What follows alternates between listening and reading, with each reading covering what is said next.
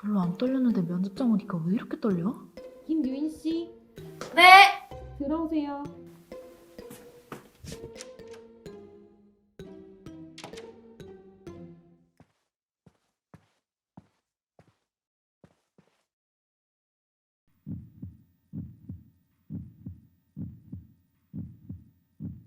인사는 안 하세요? 안녕하십니까. 김유인입니다. 아, 김유인 씨? 네, 면접이 처음이신가 봐요? 네, 맞습니다. 처음이니까 긴장이 되시겠지만 워낙 중요한 시간이잖아요. 최선을 다해서 면접을 잘 보시고 좋은 결과 어딜 봐야 되지? 저도 기대하겠습니다. 눈? 코? 입? 자, 그러면 1분 자기소개부터 들어보겠습니다. 안녕하십니까. 공정기술 직무에 지원한 김유인입니다. 먼저 저의 강점 2가지를 말씀드리겠습니다. 첫째, 꼼꼼함입니다. 저는 어떤 일이든 꼼꼼하게 분석하고 해결할 수 있는 능력을 갖고 있습니다. 둘째, 성실함입니다. 저는 반도체 8대 공정 관련 수업에서 반도체에 대한 관심을 갖게 되었고 실무 능력 향상을 위해 공정실습과 여러 가지 행사에 참여하며 반도체에 대한 지식 함량을 쌓으려 노력했습니다. 이런 꼼꼼함과 성실함이 문제를 해결할 수 있는 좋은 엔지니어가 될 수 있다고 생각합니다. 감사합니다. 잘 들었습니다. 근데 방금 김유인 씨가 꼼꼼함이 본인의 강점이라고 얘기를 해 주셨잖아요. 네.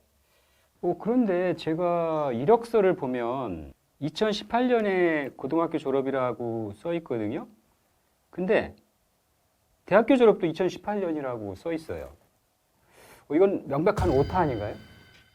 아, 조졌다. 이러한 오타를 보면 유인 씨가 꼼꼼하다고 강조하신 게 설득력이 다가오지가 않는데요. 죄송합니다. 그러면 지금 졸업 예정자이신 거예요? 네.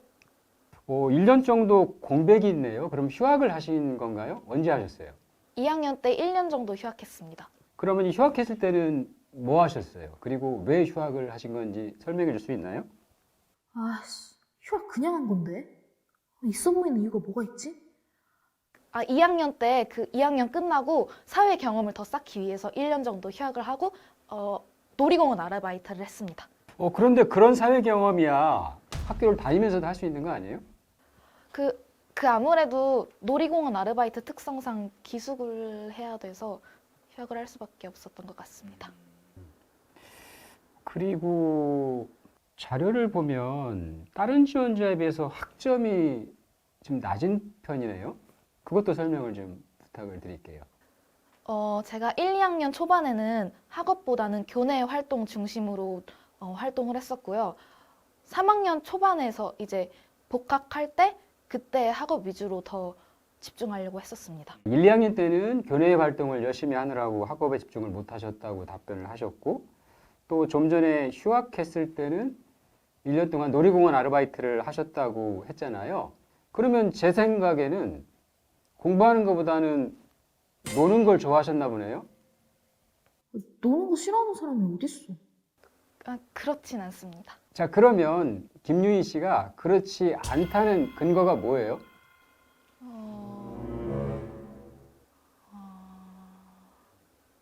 자, 그럼 질문을 좀 바꿔볼게요. 구체적인 지원 동기를 좀 설명해 주세요.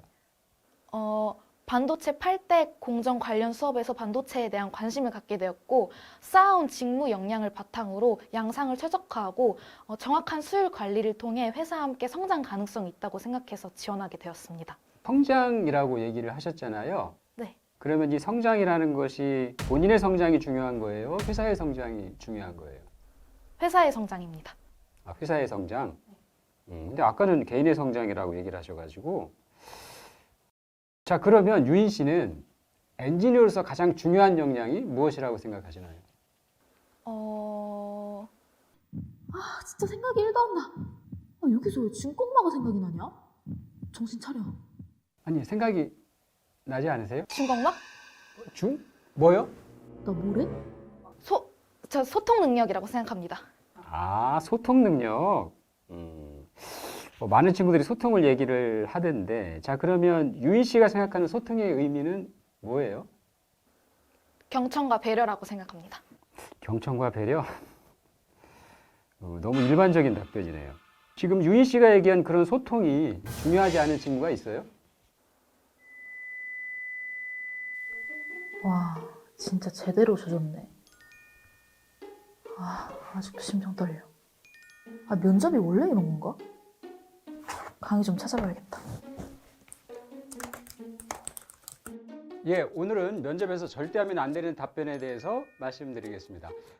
뭐야? 아니, 이 선생님 오늘 본 면접관이랑 왜 이렇게 똑같이 생겼어? PTSD 올 것 같네. 자, 첫째, 자기 1분 자기소개는 명확한 목표가 두 가지 있습니다. 첫 번째는 첫인상을 제대로 전달을 해주는 거 하고요. 두 번째는 다른 지원자와 비교되는 차별성을 어필을 해주는 거예요.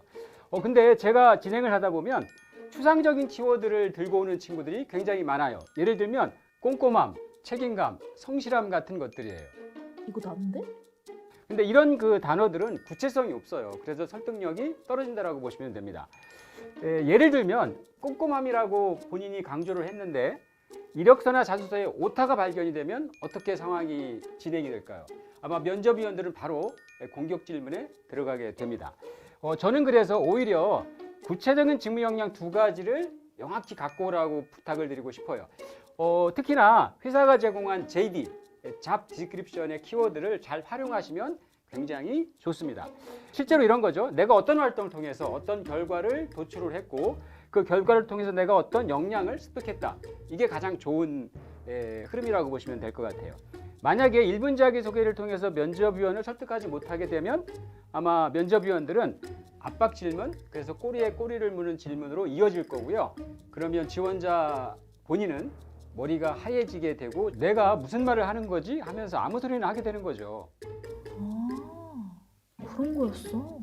자, 두 번째는 지원 동기입니다. 지원 동기도 두 가지 목표가 있어요. 하나는 입사 의지를 정확히 전달을 해야 되고요. 또 더 중요한 건 이거죠. 직무에 대한 열정을 명확하게 어필을 해줘야 됩니다. 그래서 차별성 없는 키워드를 가져오지 말라는 거예요. 예를 들면 소통은 사실은 90% 이상의 지원자들이 사용을 해요. 그래서 전혀 차별화가 안 되는 키워드라고 보시면 되고요.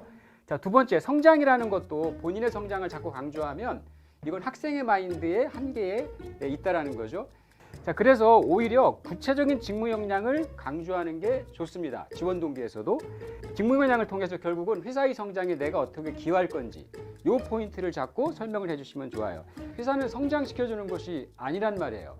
자, 이렇게 답변을 하게 되면 탈락으로 가는 지름길입니다. 아시겠죠? 이거 진짜 난데? 뭐야, 왜 나한테 떨어졌다는 거 같지? 예, 맞아요. 탈락이에요. 네?